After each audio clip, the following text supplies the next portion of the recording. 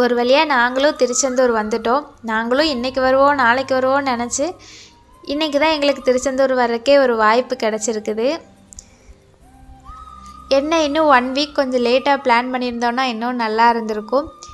ஏன்னா 7ஆம் தேதி கும்பாபிஷேகம், திங்கக்கிழமை கும்பாபிஷேகம். அது எங்களுக்கு கோயிலுக்கு கிளம்புறப்பெல்லாம் எங்களுக்கு தெரியாது, கோயிலுக்கு வந்ததுக்கு அப்புறம் தான் தெரியும். ஃபஸ்ட்டே தெரிஞ்சதுன்னா 1 வீக் லேட்டாக பிளான் பண்ணியிருப்போம். கரெக்டாக கும்பாபிஷேகத்தன்னைக்கு கோயிலுக்கு வந்திருப்போம். அது இன்னும் நல்லா ஸ்பெஷலாக இருந்திருக்கும்.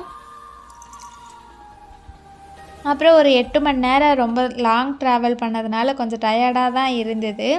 அப்புறம் கோயிலுக்குள்ளே வந்த உடனே ஃபஸ்ட்டு டீ சாப்பிட்டு தான் அடுத்த வேலையே நடக்கும் அப்படின்னு சொல்லிட்டு எல்லோரும் டீ சாப்பிட்டுட்டு தான் கடலுக்கே போயிருந்தோம். எனக்கெல்லாம் ஃபஸ்ட் டைம் இது கடலுக்கு வர்றதுனால நல்ல எக்ஸைட்டாக இருந்தது. கடலை பார்க்குறப்ப நல்லா எக்ஸைட்டாக இருந்தது. ஆனால் கடலுக்குள்ளே இறங்கணுன்னே கொஞ்சம் பயமாக தான் இருந்தது. போக போக நல்லா ஜாலியாக இருந்தது. அவங்கெல்லாம் 6, 6:30 வரைக்கும் நல்லா கடல்லையே தான் விளையாண்டுக்கிட்டு இருந்தாங்க. அதுக்கு மேலே டைம் நாங்கள் வர்றப்பவே மணி 4 ஆயிடுச்சு. அப்படிங்கிறதுனால ஒரு 2 மணி நேரம் தான் ஜாலியாக கடலில் விளையாட முடிஞ்சுது. அந்த 2 மணி நேரம் எப்படி டைம் போச்சுன்னே தெரியல, அவ்வளோ ஜாலியாக இருந்தது. அதுக்கு மேலே நாங்கள் போய் சாமி கும்பிட்டோன்னா ஒரு 6:30 7 மணிக்கு நாங்கள் சாமி கும்பிட போனால் தான் கோயிலுக்குள்ளேருந்து வெளியே வரப்போ ஒரு 9, 9:30க்குள்ளே வெளியே வர முடியும். இல்லைன்னா லேட் ஆயிரும்னு சொல்லிட்டு எல்லாருமே ஃப்ரெஷ்ஷப் ஆகிட்டு கிளம்பிட்டு கோயிலுக்குள்ளே போய் சாமி கும்பிட்டுட்டு வந்தோம். நைட்டே சாமி கும்பிட்டுட்டு வந்துட்டோம். காலையில் எழுந்திரிச்சு சாமி கும்பிட போனோன்னா கண்டிப்பாக லேட் ஆயிரும். ஒரு 5 மணிக்கு போனால் கூட வெளியே வரப்போ 10 மணிக்கு மேலே ஆயிரும்.